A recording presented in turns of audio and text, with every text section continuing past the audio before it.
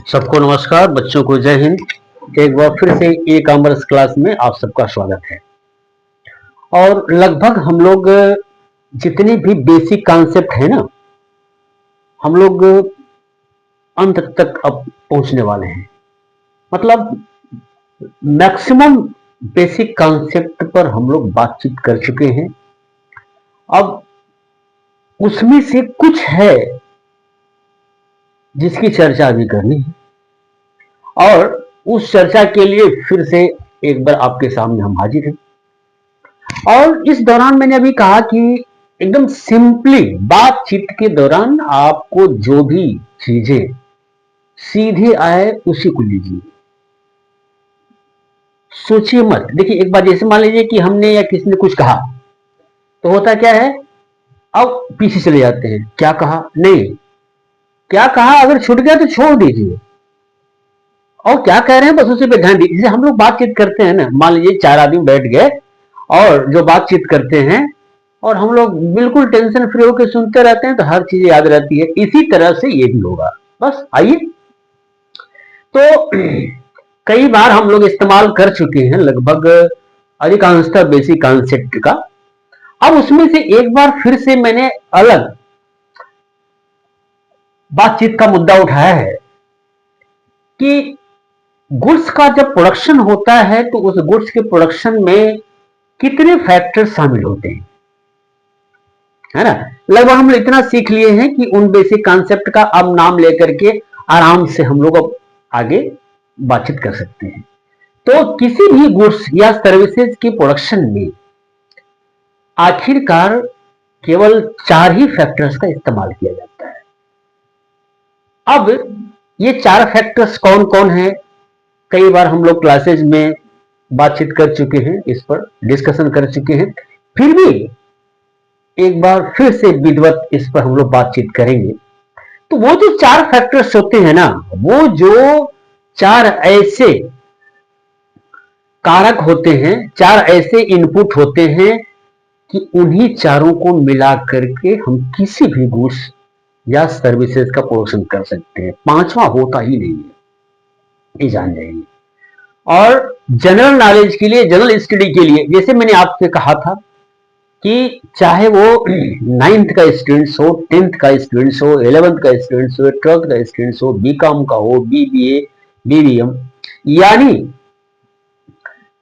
कहीं भी अगर कॉमर्स में इस कॉन्सेप्ट का इस्तेमाल हो रहा है, इवन देन जो यूपीएससी के एस्पिरेंट्स हैं वहां भी काम में आएगा। देखिए क्या काम में आएगा, किसी भी चीज को उसके मूल रूप में जा करके सीखने की कोशिश करेंगे ना, बस वही जाना ही जाता है और कुछ नहीं।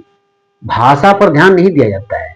जैसे आपसे कुछ कहा जाता है कि ये बताइए, तो इसका मतलब ये होता है वो जानना चाहता है कि आपको इसके विषय में मूलतः जानकारी है कि नहीं। तो वही फंडामेंटल यानी मूलतः जानकारी हम लोग लेंगे। तो 4 फैक्टर्स में से जो आपका पहला फैक्टर है ना, वो है लैंड। अब देखिए, जैसे ही दिमाग में लैंड की बात आती है, पहला फैक्टर की बात होती है, तो सीधी सी बात है, सबको यही समझ में आता है कि सरफेस ऑफ द लैंड, यानी पृथ्वी के ऊपर का जो भाग होता है ना, जो जमीन होता है, हम तुरंत पहले दिमाग में वही बात आ जाती है। थोड़ा सा यहां अलग है, अर्थशास्त्र में, इकोनॉमिक्स में थोड़ा सा अलग है। क्या अलग है भाई?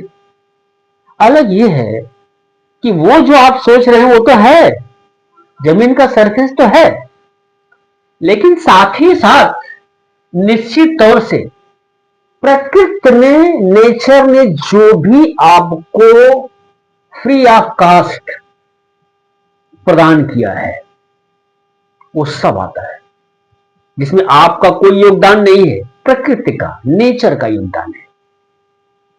कहते हैं ना भगवान का।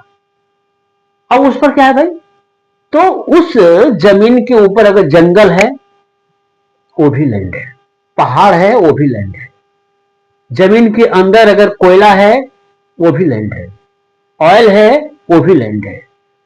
तो ऐसे जितने भी लिविंग या नॉन लिविंग थिंग्स हैं, कोई भी है, जिसको आपने नहीं बनाया है, प्रकृति ने दिया है, वो भी फ्री ऑफ कास्ट, उसने आपसे कुछ नहीं लिया, वो सभी लैंड कहा जाता है इकोनॉमिक्स में। ये एकदम ध्यान में रखिए।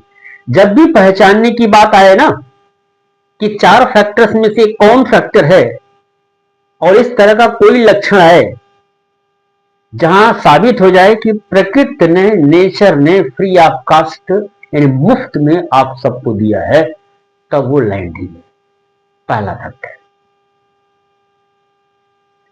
उदाहरण के साथ अभी हम लोगों ने डिस्कशन किया है।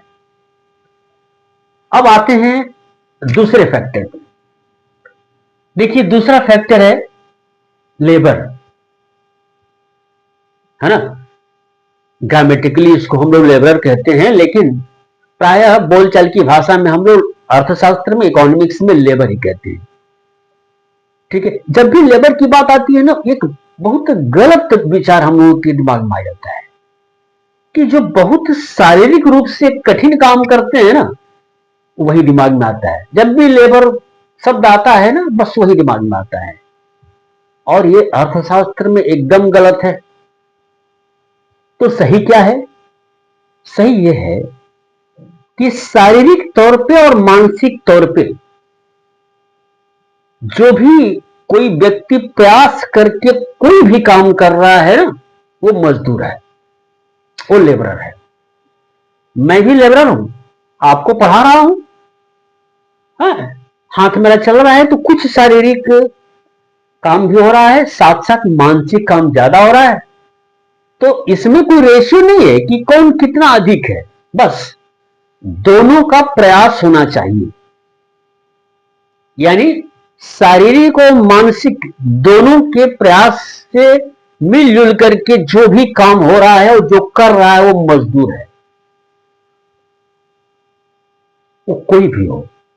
फैक्ट्री में काम करने वाला, कठिन काम करने वाला, जैसे अभी मैंने कहा था कि दिमाग कम लगाना है, शरीर का मेहनत ज्यादा लगाना है, तो वो भी मजदूर है, वो भी लेबर है। और मैं अगर पढ़ा रहा हूं आपको, तो मैं भी लेबर हूं। तो क्राइटेरिया क्या है, फार्मूला क्या है? फार्मूला एक ही है कि शारीरिक और मानसिक प्रयास के माध्यम से जो भी काम किया जाए और करने वाले व्यक्ति को हम मजदूर कहते हैं। तो लेबर दूसरा फैक्टर ही रहा, एकदम टू द पॉइंट हम लोग बात करते हैं। अब आते हैं तीसरा फैक्टर, कैपिटल। फिर से एक बार, जब भी कैपिटल की बात आती है ना, तो हम लोग सोचते हैं कि ये है क्या, और कई बार मैंने कैपिटल की जानकारी दे दी आपको। तो यहां सीधी सी बात है, प्रकृति ने नहीं दिया, मानव ने दिया। मानव ने ऐसी किसी चीज को बनाया जिसका इस्तेमाल उस चीज का किसी दूसरे गुड्स और सर्विसेज के प्रोडक्शन में करे, तो वो कैपिटल है। देखिए आप देख रहे हैं कि शुरू से अब तक, और ऐसे ही चलता रहेगा, हर तरह से जितनी भी आयाम होते हैं समझाने का, सबका हम लोग हेल्प लेते हैं, ताकि हर तरह के स्वभाव के बच्चों तक सभी कॉन्सेप्ट पहुंच जाए। तो यहां पर मैंने कैपिटल के लिए क्या, मैंने कैपिटल के लिए जो परिभाषा दिया, जो डेफिनेशन दिया, वो ये बताया कि मैन मेड थिंग्स है, यानी मानव के द्वारा बनाया है वो चीज जिसका इस्तेमाल हम किसी दूसरे गुड्स और सर्विसेज के प्रोडक्शन में करें। अब मान लीजिए कि मानव ने एक मशीन बनाया, और उस मशीन का इस्तेमाल हम करते हैं पेन की प्रोडक्शन में, मार्कर के प्रोडक्शन में। तो यहां पर यह बात सटीक बैठा ना कि मानव यानी मैन मेड मशीन हो गया, और मशीन का इस्तेमाल किसमें किया गया, मार्कर के प्रोडक्शन में, इसलिए मशीन क्या हो गया, कैपिटल हो गया। इसी तरह से बिल्डिंग भी, मकान भी कौन बनाया, मानव ने बनाया, ठीक है। अब उस बिल्डिंग में अगर हम किसी गुड्स के प्रोडक्शन के लिए उसको प्लांट के रूप में इस्तेमाल करते हैं, तब वो बिल्डिंग क्या हो गया, कैपिटल हो गया। एकदम सीधी सी बातें है। तो इस तरह से मैन मेड कोई भी चीज जिसका इस्तेमाल किसी भी गुड्स और सर्विसेज के प्रोडक्शन में करते हैं।